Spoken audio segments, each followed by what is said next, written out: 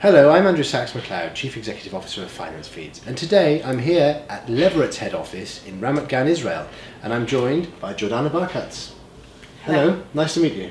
Nice to meet you as well. And today we're going to talk about human resources in this industry, which is something which is a very interesting subject and certainly something which is not very often covered and not very often talked about. So today we're going to go into some detail a bit about how to hire the right kind of executive, especially in this very modern FinTech orientated sector.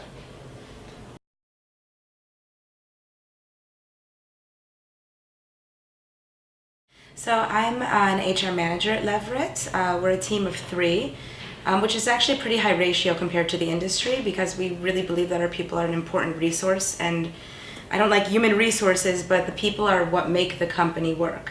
And the products we make are only as good as the people we have. My specialty within our department is to do hiring worldwide, in Hong Kong, in Shanghai, in Kiev, in Cyprus, in Berlin, in all of our worldwide offices, hopefully soon more to come. And I also, in addition, work with managers on managerial development and help maintain the training and meeting the development needs of our employees as well.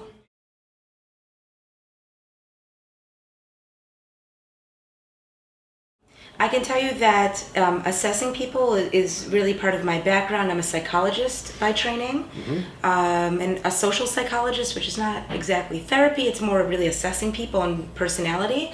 I worked for a couple years in the IDF in organizational psychology, also doing assessments for special units.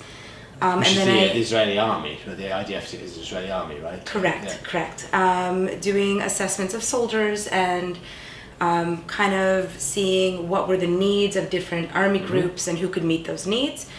And then working in various high-tech companies and making my way to Leverate.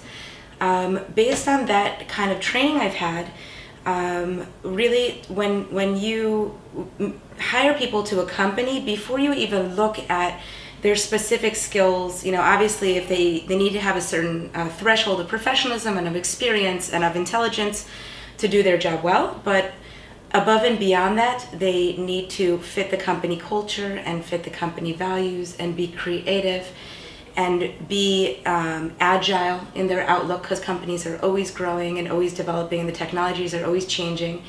And most important to me, it's really to be fun, to be cool, to be somebody that I want to work with, that I want to spend my day next to them.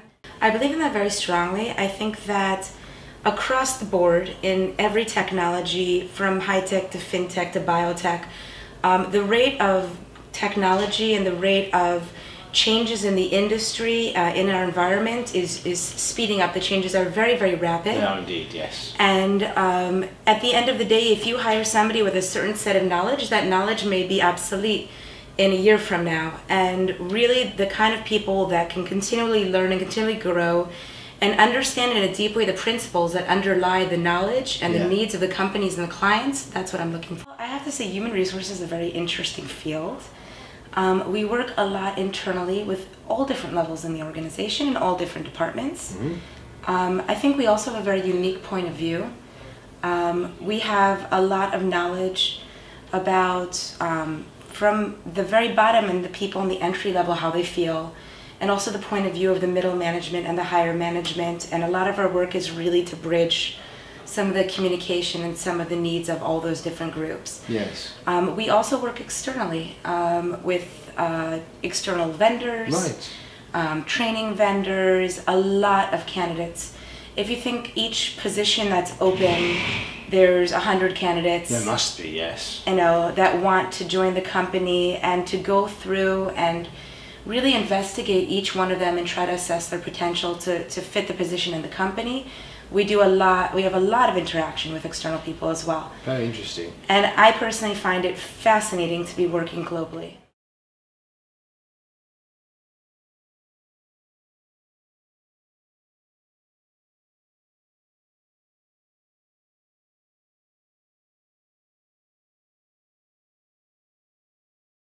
One of the things that I can add to that really fuels creativity is cross-pollination within an organization. So to understand very well what the next step would be as far as providing value to our clients, a lot of that comes from the bottom up.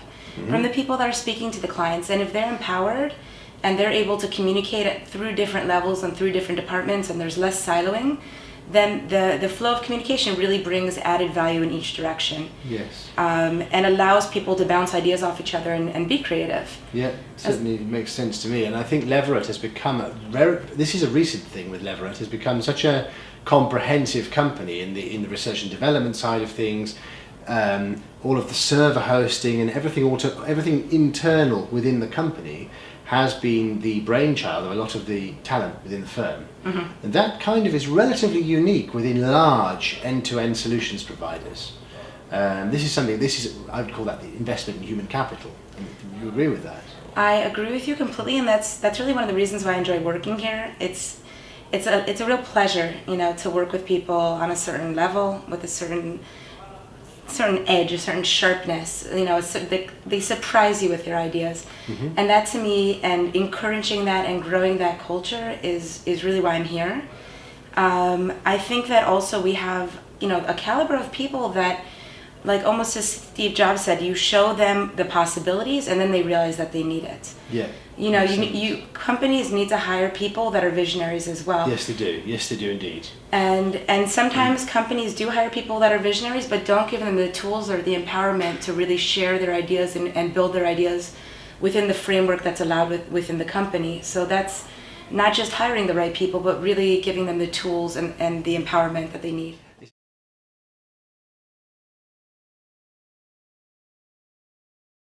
So that's a really good question, and that's a question that I think that all tech companies are dealing with right now. Most certainly is, yes.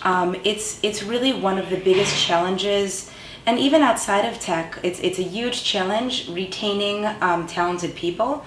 McKinsey years ago put out a very well-known brief called The War for Talent. Yes, I remember that. And there's reports that talk about like 30% of CEOs, one of their main concerns in their company is retaining their talent. Yes, it is, yeah. So companies use different strategies, to retain talent and to keep good people within the company and providing value.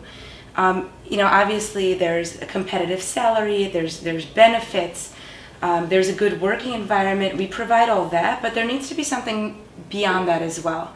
I think that people need to be working with people that they're thrilled to come to work with. That's for sure, yes. Friendship. And for them, sometimes, companies can change, but the people you work with become almost like family. In that situation, there's a lot of loyalty.